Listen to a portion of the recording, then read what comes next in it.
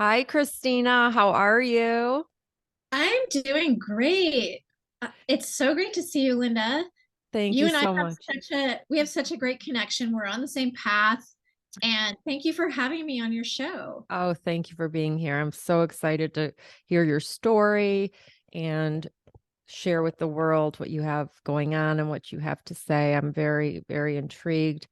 So tell us how it began. I know you have a podcast called She's Brave. I want to know where it all started for you. I learned that your husband was diagnosed at a young age with early Alzheimer's when your son was young, and you took on this for 12 years. And I want to hear how this all happened, what support you had, how you did it and managed, what spiritual practices that you use, different things to support you and your son in thriving and getting through everything. And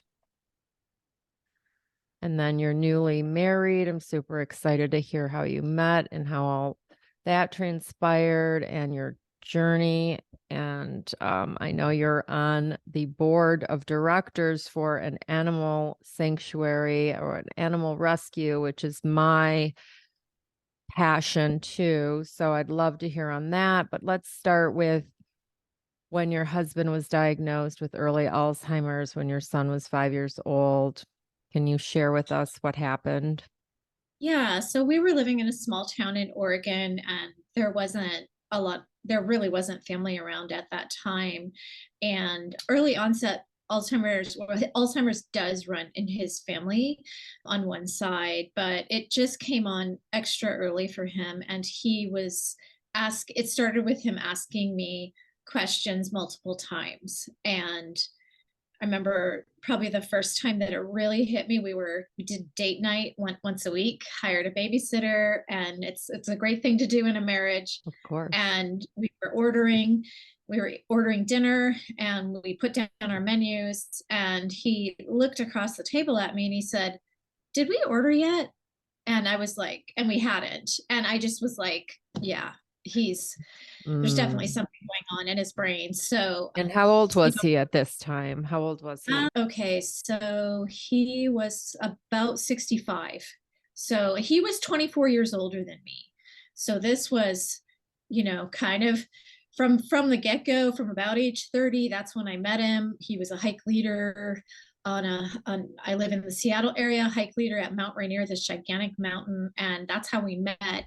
And he had never been married. We both worked in finance, and we hit it off instantly. Like our eyes met. I got out of the car at the trailhead, our eyes met and locked, and we were married within 6 months. Nice. So he was a soulmate, and he was my soulmate. And it felt right. It was really a case of knowing in deep inside that you're meant to be with this person. Mm. Mm-hmm. Nice. And then you got married 6 months later and had your son. Yeah, we actually went through 4 years of infertility. So, and it's so funny how you look back on life, Linda, sometimes in some of those things that were really hard. Obviously, infertility had its hard moments, but I feel like those 4 years that we had together, just the two of us, were such a blessing. We did so many fun things. We traveled and got to know each other better and just enjoyed life. And then our son came along, and then we had another 5 years of pure joy, with having a child. So we had about 10 good years of, wonderful time together before he developed early onset Alzheimer's. Yeah. And so after the restaurant incident where he was like, did we order yet? And you kind of just knew, like, this Yeah. is like, you knew Mhm. what happened, like from there, how did it go? Like the doctors, like he just declined. How you said it was Yeah, 10 yeah, yeah. years. I'm just gonna get really real here. So Sure. yeah. So I would say that my first mechanism for coping was denial, and that's okay, because the medications back then were not effective. They would put you on a medication, but they didn't really think they were working. They were hardly working at all, and or they might not work at all. That was Mm. the research they had at that time. So my first defense mechanism was denial, to just kind of pretend it wasn't happening. So And I what, think oh, I'm I sorry. needed, yeah, I think I needed time to process it. Yeah. What year was this? Like, how long ago was this where he was diagnosed? So it was around 2008 or 2009, Okay. right in there. Yeah. And so you were in denial, and then what happened? Yeah. So then, that just gave me a little bit of a cushion to kind of absorb it and learn how was I going to cope with this. And so I'm just going to get really real here. I do actually have an anxiety disorder. And this is part of why I wanted to start She's Brave podcast, is that, I did go through something really hard, and I had many people say to me, I don't know how you do it. I don't know how you did it. I could never do what you do. And my message is, yes, you can, and you will. And if I can do it with an anxiety disorder, you could do it too.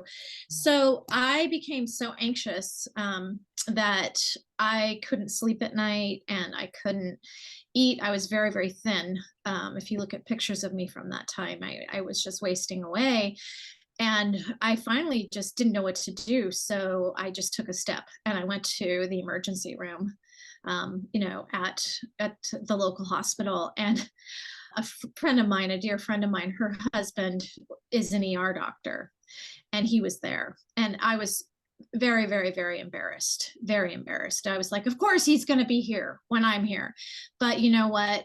He popped his head in around the curtain. He couldn't treat me because he knew me personally, but he reassured me, and he said, I'm glad to see you're here because you're getting help. He said, I was wondering how you're doing, because what you are dealing with is gigantic. You have a Mm-hmm. husband who's declining and going to die from this disease, and you have a 5-year-old child. And he said, if you weren't falling apart, I would probably think there was something kind of wrong with you. So he said, Mm. you're falling apart a little bit right now, and that's totally okay. And I'm so glad you're here.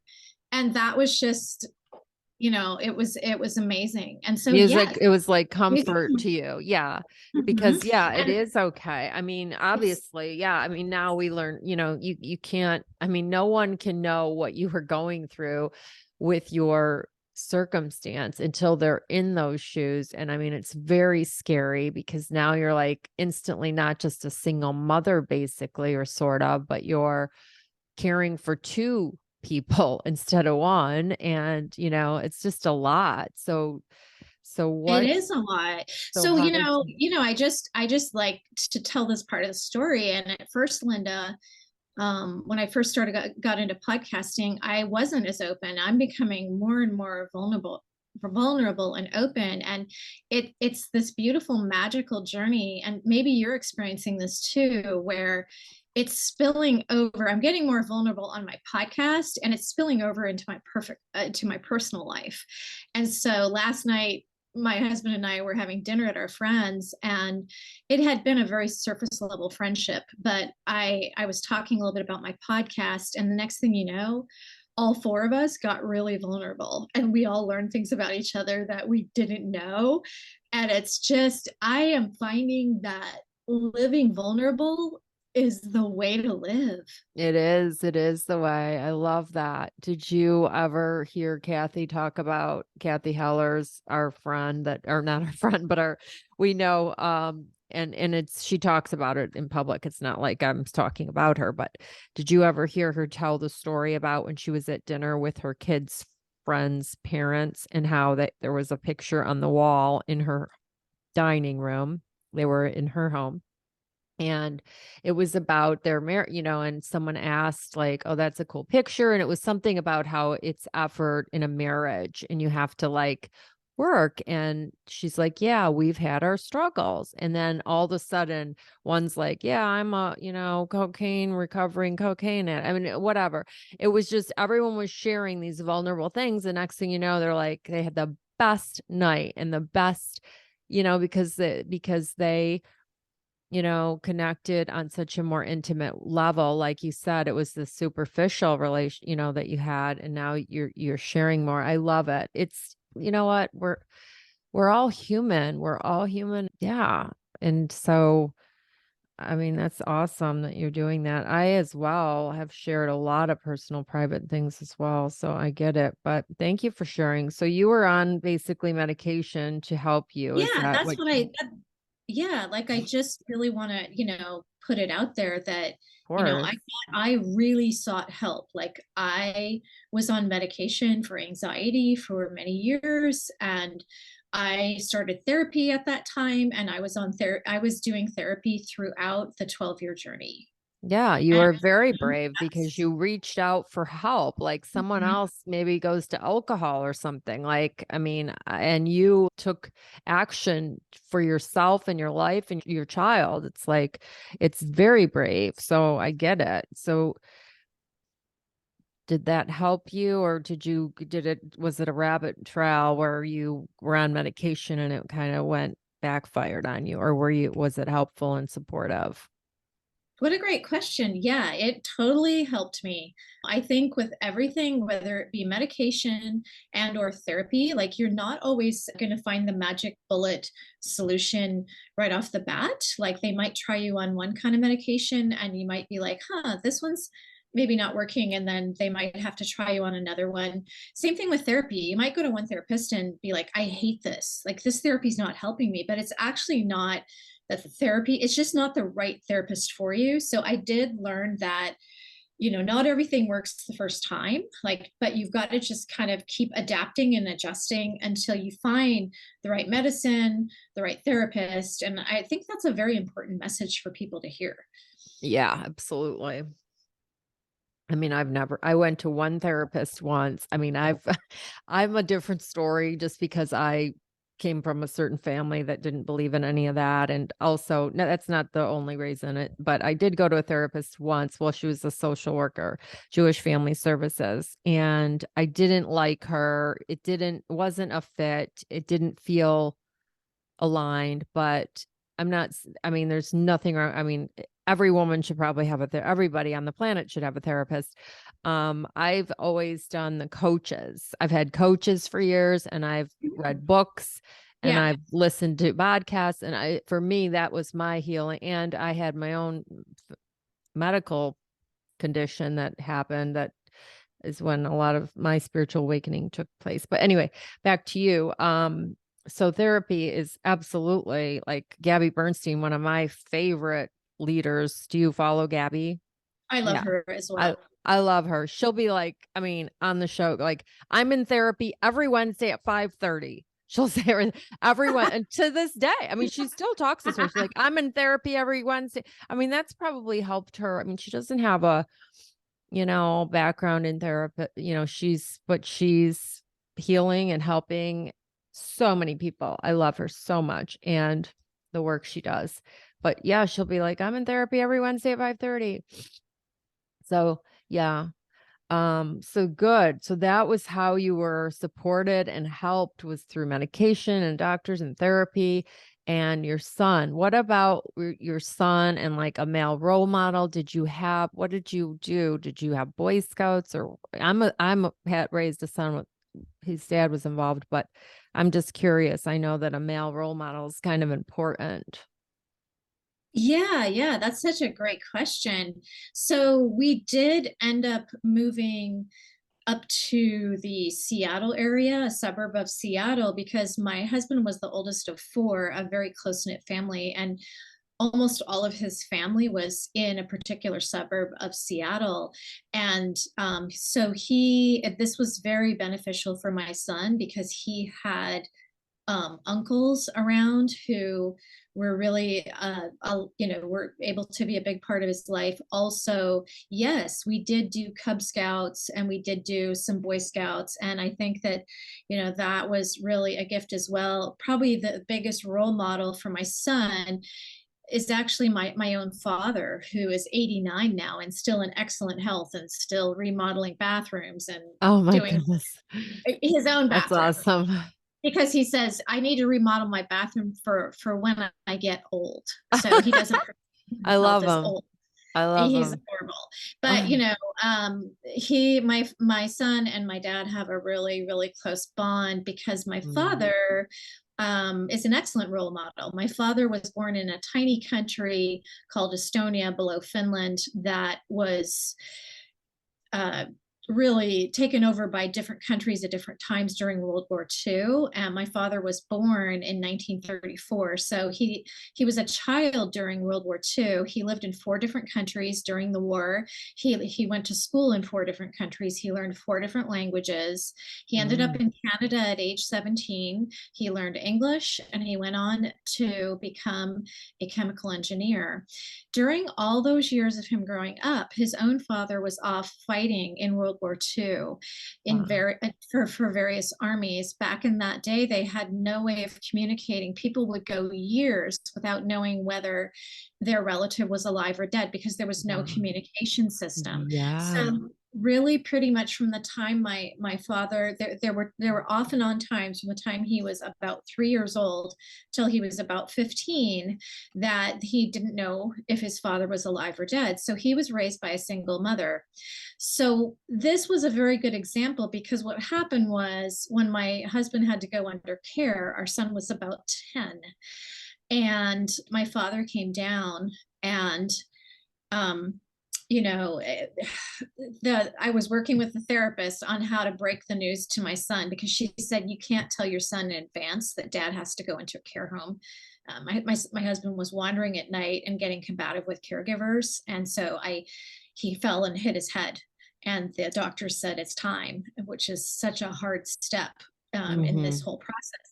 But my therapist, who was an expert in Alzheimer's, said, you can't tell your son ahead of time because if you tell him ahead of time, if you say, Dad's going to a care home tomorrow, but don't tell Dad, he's going to feel like he's betraying his father. But if he Mm. does tell his father, then he'll feel like he's betraying you. So it was a really hard day, Linda. He came home from school and asked where Dad was. And my father was there. My father came down from Canada, where I grew up, and we sat him down on the couch and broke the news, and he began to cry. And I hugged him, and then my father hugged him, and my father said, you know my story, Wills, and I grew up without a father. I was raised just by my mom, and we thought that my father was dead. We always did because it was a war, and he was always gone, and we didn't know for years at a time. They wouldn't hear from him. Wow.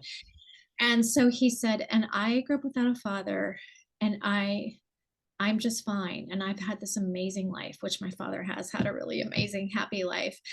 And he said, and you're going to be just fine too. And so to Mm. this day, Linda, my son says, I am most like grandpa. Oh, I love it, Christina. Oh my gosh. See, Yeah. so many blessings, as much of suffering and struggle, like what a blessing your dad, like you said, and he's been in your son's life that you had him and your son had uncles and just you being so strong and getting the help. I mean, oh, yeah, that's amazing. So, but how did did you visit once a week? How did you do it with that? Great question, Linda. Great question. Again, I'm going to be really honest and vulnerable with you. And my therapist, again, helped me with this as well. And sometimes my therapist, just to digress a little bit, at one point I was attending a church and my pastor was a therapist as well. And that was kind of like really cool because I was able to like go to my pastor and in therapy every Friday morning, and that was really cool. And that was at one point. But um, anyway, getting back to The question was, how often did you visit him, or how did you oh handle it yeah, with your son yeah. and So my him? therapist, yeah, so my therapist told me that as far as my son was concerned, that children live very much in the present. And that's a survival mechanism. It's an evolutionary God thing, that It's a good children, thing. it's a good thing. They thrive, they live in the present. So what happens with children when they have a parent who is ill, and or is going to die or dies, they really move on. So she said to me, he will start out by visiting dad in the care home, and the visits will become less frequent, and eventually he will stop seeing his father altogether because he wants to live, he wants to live in the present. And sure enough, that's exactly what happened for him. When my husband passed, which was 2 years ago in the middle of COVID, um, my son hadn't seen him for at least a year, and that's actually very healthy, emotionally healthy for children to be this way. And Mm, my son would also went into therapy with a male therapist in his 50s, and that was a really beautiful experience as well for him. It good really for you. helped him. Yeah. Yeah, as far Good as that you me, got that.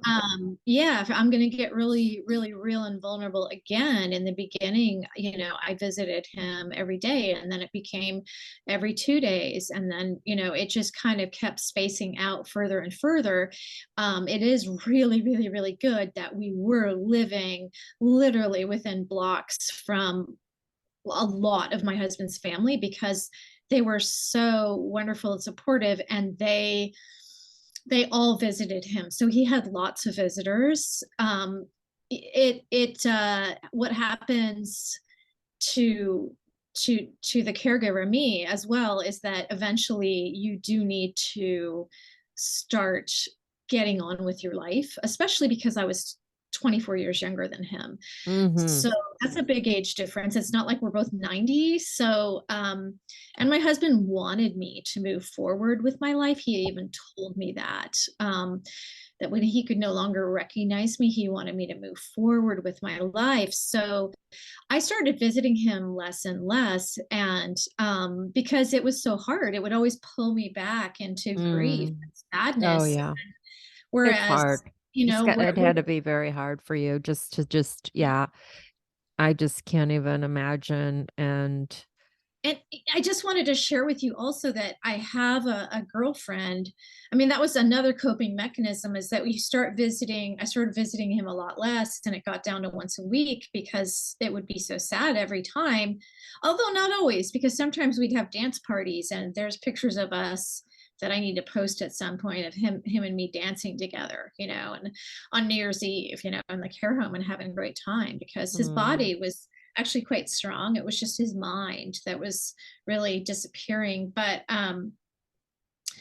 yeah, so I wanted to share with you that, I embraced raising my son, and I had been a financial advisor. I had managed our own investments, so I still continue to do that. But for the most part, I was a caregiver to my husband and my son, and I embraced raising my son. And so when I got together with my girlfriends that were moms or had kids, or even that didn't, I didn't talk about my husband because I needed a break from that all of reality. yeah, So, all of it. you know, Yeah. yeah. So what's interesting, Linda, is what I really wanted to share with you is I have a friend currently whose husband has Alzheimer's, and she's going down the same path. And the last time that it's so funny because she calls me a lot, or we have coffee together, because she's on exactly the same path and she's going through exactly the same things. So the last time I saw her, she said, I feel really guilty because I'm visiting him less. And she's like, did you do that? And I said, yes, I did. And here's why. And here's why this is okay. And this is why this is healthy. And so I'm able to help her, because she'll say stuff like, well, my husband XYZ, you never talked about it. And I said, yeah, because when I was with you, I needed to pretend, I needed to have a normal life. So I kind of compartmentalized to some extent. Yeah, no one knows what it's like until they're living it. And honestly, I know that you did the best that you I mean, I feel like we live in this judgmental society as much as we don't want to. And I feel like, just you telling me everything the way that you're saying it is like you're like so afraid of judgment. And I feel like you don't have to be, at least with me, you don't, because Thank I you. have total compassion for you and, raising a son and all that you went through. It's like you can only handle, as we know, like self-care is priority and you had to go on with your life. I mean, And like you said, he probably wanted that for you. He loved you. You were He really soulmates. And did. Yes. let's put it in reverse. How would you, what would Yes, you for want for sure. him, right? You would want Oh, him to go yeah. and meet Yeah. someone and enjoy your life. Yeah. Enjoy your life. You're still young. You still have and you're a beautiful woman inside and out and smart and everything. So you met a new man, which I know you were married in July of 22, and I'm so happy for you. That's so wonderful. But yeah, I mean, it's just so let's see, your son is doing well. How is your son doing today? How old is he now? Oh my goodness. He is having a really, really good year. Let me explain. Like being a parent, as you know, to a son, you know, being a parent, you have to just adapt and adjust constantly, right? Like Of things get course. thrown at you that you're like, oh, I never thought this would happen. So he did great in high school, and that's kind of a whole nother story. And I don't know if we're gonna have time to get into it. I'm just gonna say he thrived in high school, and he did a lot of running and track and set a record, an all-time record for school. And he did an international baccalaureate degree, graduated with a full IB diploma. He killed it. And last January, so a year ago exactly from now, we were looking at colleges, and we went to Colorado Springs, and we went and visited a very small private college. It's called Colorado College. I had never even heard of it, Mhm. but we toured it separately, and the parents went one way and the kids went another. And at the end of it, we got in the car, drove back to Denver, and he said, Mom, this is it. This is it. This is the school I want to go to.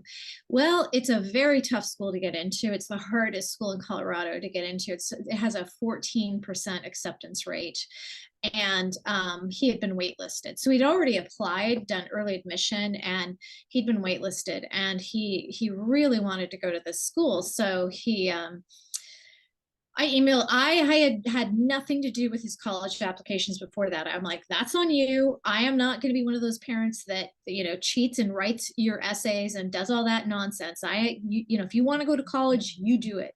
So he had done everything, but that was the one time because I could just see the passion in his heart, how he felt like he belonged at this school. So next day I did email. Okay, I admit I did one thing to get Yeah. into college. I emailed the admissions director that we'd met the day before, and we'd had a really great connection with the guy. He was super cool. And I said, look, my son really, really wants to go to the school. What else can we do to help his application? And he said, okay, I want Will's, my son's name is William, but he goes by Will's. I want Will's to write two more essays, and I want him to have two more interviews with people at our school. And he said, we've had a record number of applicants this year because a lot of kids put off going to college because of COVID. So he said, it's really even extra tough this year. So if he's willing to take a gap year, his chances are going to go up significantly to get into this school for fall of 2023. And I did not want to hear those words, Linda. I wanted him to go straight to college. I didn't want him to take a gap year. But of course, I thought about it overnight, and I realized I It's think up this to is the him, right thing right? to do. It's up to him. So he wanted to check the box saying that he was willing to take a gap year, and within 2 weeks he was accepted. Oh And my goodness. we were over the moon, happy about it. And I was a little worried about how he was going to spend this gap year, but it is worth, so far it's working out beautifully. He worked really, really hard at hard labor in landscaping over the summer. That was really eye-opening and a great experience for him.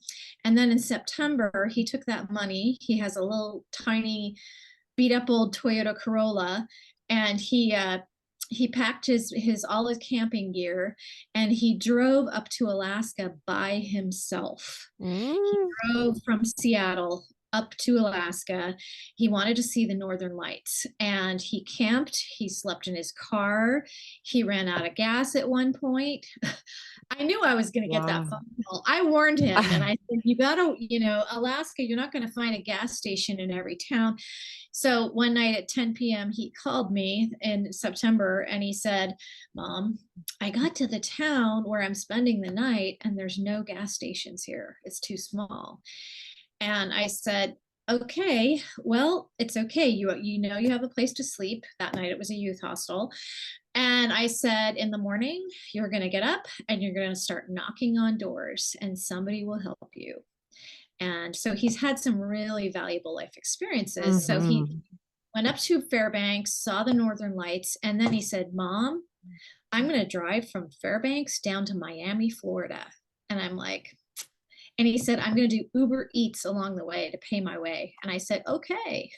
so, so Wow. he spent Thanksgiving in LA with a girlfriend of mine who's Colombian. So we got to have a Colombian Thanksgiving, which he loved. And he went all along the South and went all the way down to Florida. He went to Miami. He did the Keys, and now he's on his way back. I got a text from him yesterday. Here we go again. Mom, I got stuck in the mud. My car got stuck in the mud in Mississippi, but I found somebody to help me get the car out. So he's, he's learning all Wow. kinds of interesting lessons during this gap year. And he's excited. In August, he'll be here before we know it. And he's very excited to start college. Oh my goodness. Wow. You are incredible to let him yeah. And the fact that he sounds incredible. He sounds amazing that he can do all that on his own. Wow. That's impressive. Um, Very, very cool stuff. So what does he want to study at the school, at the Colorado school? Does he know? I think he's gonna end up being a business major. I was a business major. His dad was also worked in finance. So we both worked in finance. We both were financial advisors. And my son, I think, is very entrepreneurial. I am also entrepreneurial. And, that's kind of where, I mean, when I got remarried this last summer, my son had just graduated from high school and I got remarried. And I dedicated my life because it felt right for me to basically be a stay-at-home mom, but just manage our investments, and I'll do a little bit of work and just kind of embrace that and know that this was a time in my life to serve my husband and my son. And for the first time in 12 years, I found myself at the age of 54 this past August wondering, what the hell do I want to do now? Like, who am I? Who am I? What do I want to be when I grow Yeah. up? That was And my next question. Why the podcast? That was my next question. well, I what I realized is I around late August, I felt really unhappy. Not unhappy in my marriage. My husband is this amazing human being who's I'm very, very blessed. But I felt this Like discontent, uns- unfulfilled on your unfulfilled. for That's you, like your Yeah, own. yeah. I like that word. I think that describes it best. Unfulfilled. And like you, like I'm a reader, I love great books, and I like Gabby Bernstein and Marianne Williamson and lots of, so I'm always, on that self-discovery journey. And I realized somehow, I don't even know, I don't remember how I realized it, but I realized that creativity was lacking in my life. I was an extremely creative child. My teachers would say to my parents, this child is very creative. She's very gifted in the creative realm. But my parents were very practical people, and they just didn't, they thought creativity was nonsense. And so, Mhm. I did what they wanted me to do. I took their advice and I got a degree in business and I worked in finance. And this last fall, I realized that I had no creative outlets in my life. And yet, crafting, like you can learn how to knit, you can do crafts, that didn't feel right. That just felt very wrong to me. When I was younger, that was fun, not at this age. And I just said, there's got to be creativity in my life. So I love Kathy's podcast, and it was pertaining to me. What am I going to do with my life? Because she's all about, what do you want from your life? What kind of career? And she's like, hey, I'm doing this podcast class. And I went, I'm going to take this podcast class because there's room for creativity in there. Every time you write your show notes, you got to get creative with your words. And I really love to write. And it doesn't seem super scary to me to, I was an actress when I was younger. And my new husband said to me, not long after I signed up for the podcast, he said, for the class, he said, I know why you did this. And I said, why? He said, because you were that creative child who loved acting and expressing yourself through acting in words. And I mean, podcasting isn't acting, but it's being expressive. It's being really expressive. And he Mm. said, you're finally fulfilling this dream of yours. And I went, oh my gosh, he's right. And I felt so I literally took Kathy's class. Here's my advice to anybody who's out there listening and saying, I do not know how to even start, because that was me. I was like, I need creativity. I have no idea what my next move is going to be. Do something. That's it. Take one step. The one step that I took was I signed up for Kathy's class. I said to myself, I'm going to sign up for this podcasting class. It might be something that I end up liking, or I might hate it. But either way, I'm going to learn something new, and it's going to connect me with a lot of really cool people. That's going to connect me to other things. And who knows what's going to happen next. So I took that first step. And then I went through all of Kathy's classes, really special, as you know, because at the beginning of the course, you really dig into who you are as a person. So, what is your podcast going to be about? You have to figure that out, and you go through these exercises. And at one point, I had to reach out to a bunch of people in my life and say, what are my strengths? Like, who am I? And they told me like who they perceived me to be. Like, who am I? What are my characteristics? What are my strengths? And they all said the same thing, Linda, because here's the deal. Brave, brave, brave, Yeah, right? yeah, yeah, yeah. And so Oh, funny I because love it. Linda, I was going to do a podcast on caregiving because it was so hard to be a caregiver for 12 years. And, Mm. I wanted to support caregivers, but what happened was I realized that if I did a podcast on caregiving, I was going to be living in the past again. It was always moving to the past and talking about the past. And that felt really heavy to me. And everyone I talked to said, you're really you're really courageous, you're really authentic. You don't care what other people think about you. You're just resilient, you're very resilient, you're brave.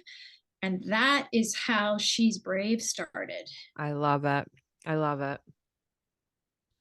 That's incredible. Yeah, I had originally for mine, it was going to be surrender to your best life. And then Mhm. I changed it to I wanted or I thought of abandoned to empowered.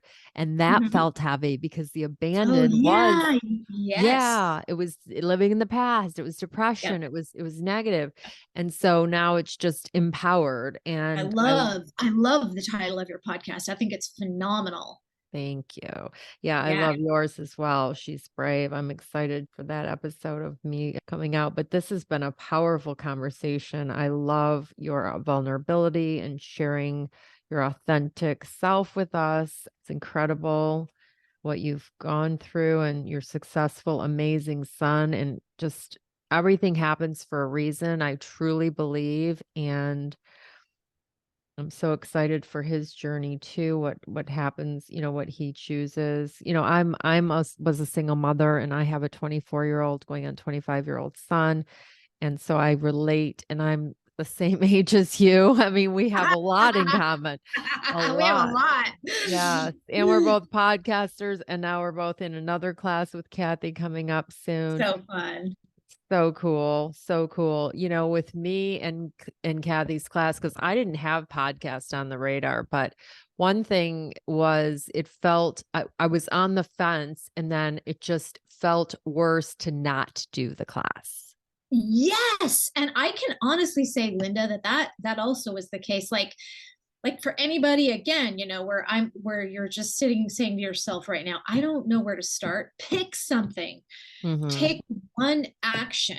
Sign up as an Uber driver if you have to. I was even looking into that because I said, as an Uber driver, I can talk to people and find out what they're doing in their Mm. life. And maybe Yeah, something that they're doing is something that I would want to do. And so just get yourself out there.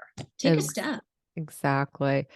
So morning, do you have like a ritual, a morning practice? I love to ask this question for my audience and myself because I have, certain practices that I do to support myself to, feel good and win for the day. Can you share with the audience some different things that you personally do to feel aligned and grounded? Do you have a prayer practice or some kind of morning ritual, a meditation practice? What can you tell us that you personally do to take care of yourself and prioritize self-care?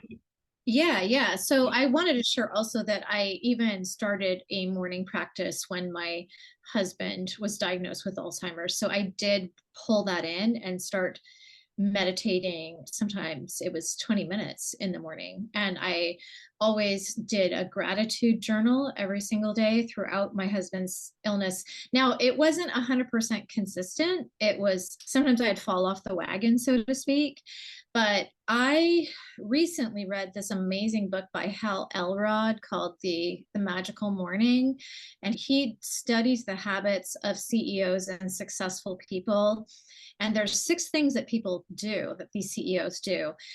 Not everyone does all 6 things. So don't beat yourself up and think you have to do all 6 of them, but pick 1 or 2 or 3. And it's so interesting. And he really motivated me. And for the first time, in the last 6 months, I've been actually completely consistent with the practice.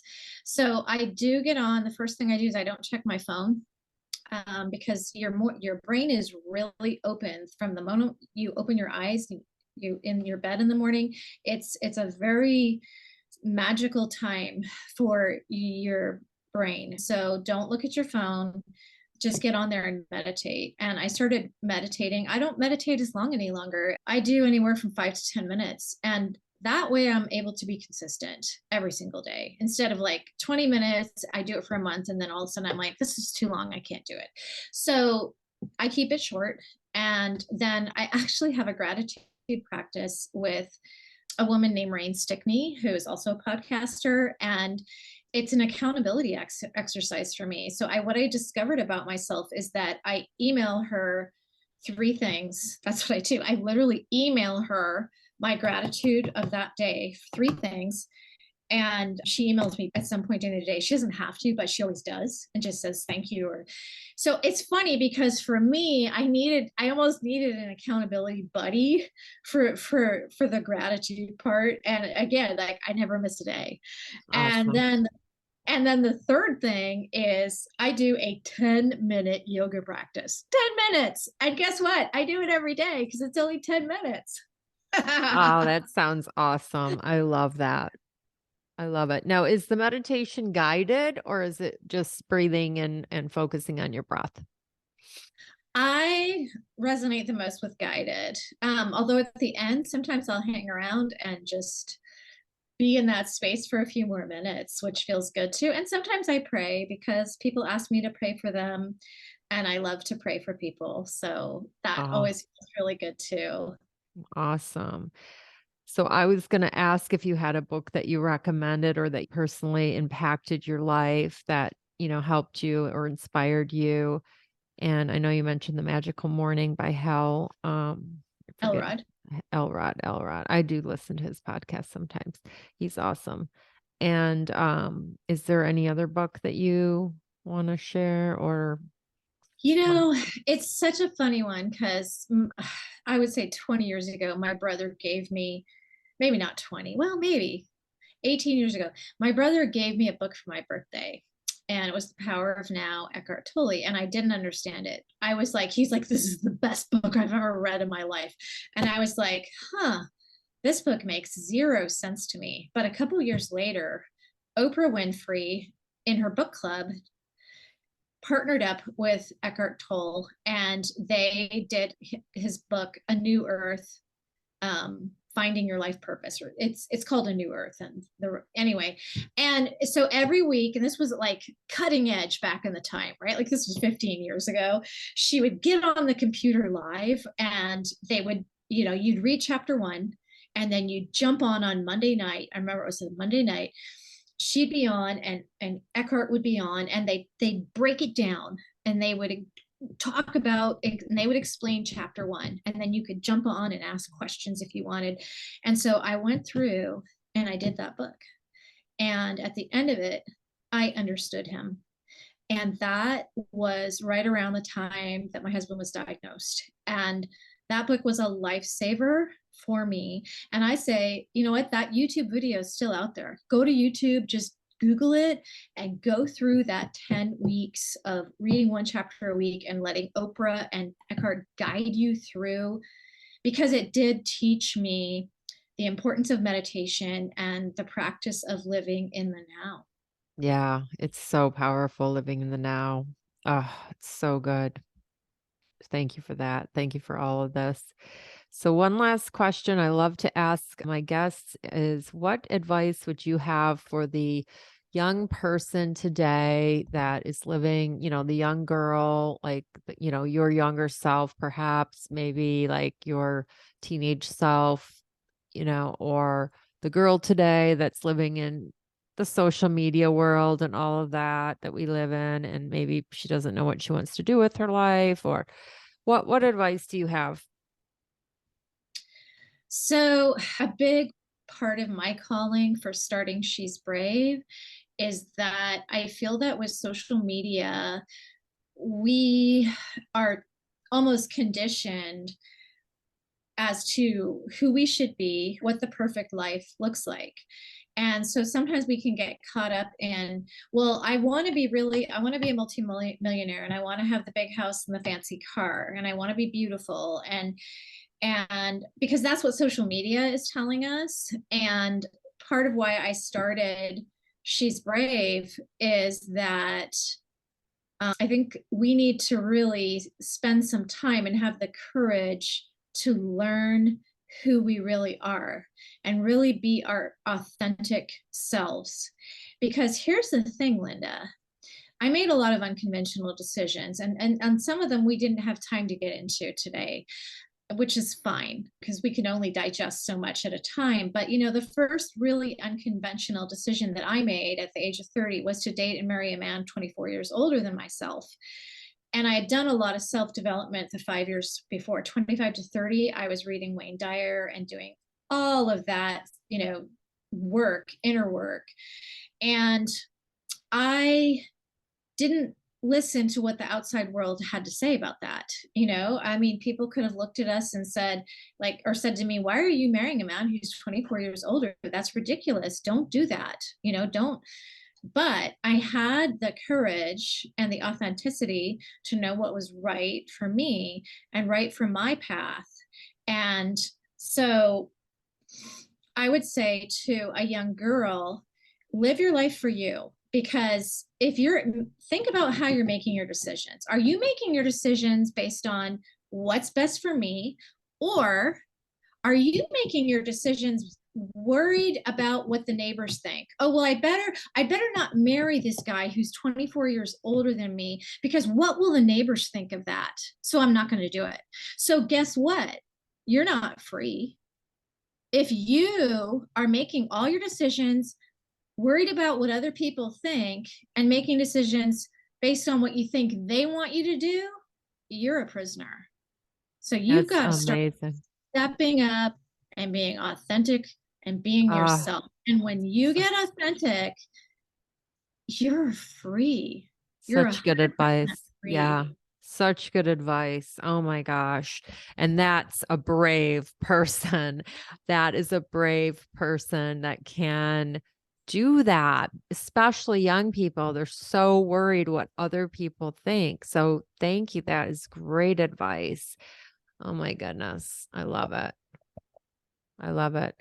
Thank you for sharing that. Yeah, we have to live for ourselves. We have one life. It's not what your parents want for you. It's not what, I'm sure they have good intentions, but we have to find happiness and choose your own what you want. And a lot of us don't know what we want because we've been programmed to be so codependent and always serving others that we have no clue. I mean, there's women in a restaurant, they don't even know what to order, and I was one of those people. And then it's like, wait, let me stop and like think, what do I want? Like, what do I want?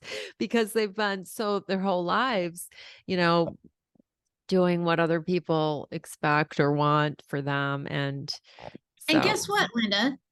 You can start right now. Like, I'm not saying you, but I'm saying to the right. audience listening, your audience listening right now. Doesn't matter how old you are, where you're at in life. Guess what? You can start living that way today. You can be free right now, today. Exactly. Yeah. Yeah. And boundaries are a real thing and they're powerful, and you can be kind. Like Gabby will say, you can have your boundaries and still be kind. Yep. It doesn't have to Yep. come across rude, but that was an amazing answer to that question for the young person today. I love it. And yeah, that's great. Well, did you want to share anything else, or what else? How can people find you and your podcast, She's Brave? Yeah. So my podcast is called She's Brave with Kristina Driscoll, and Christina's with a K. But I think even if you just go to Apple or Spotify and type in She's Brave, I just kind of pop up. There's like a fire symbol, because I'm on Yeah. fire. Yes. and and so you can also connect with me on Instagram at She's Brave Podcast. You can also connect with me at my website, www.shesbravepodcast.com. Or you could just jump on Facebook. You can find me there. I have a personal page, Kristina Driscoll. I live in Duval, Washington. You can Google me, find me there. I also have a group, so you can find She's Brave Podcast. There's also a Facebook group. Oh, awesome. Thank you for that. This has been great. Thank you for sharing all of that. And we'll put all your links in the show notes. Great. Have a beautiful day. Thanks for sharing. And perhaps we'll continue this conversation in another time Love because it. there's Love it. so much Yeah, to share. there's so much. Yeah, So yeah. I much.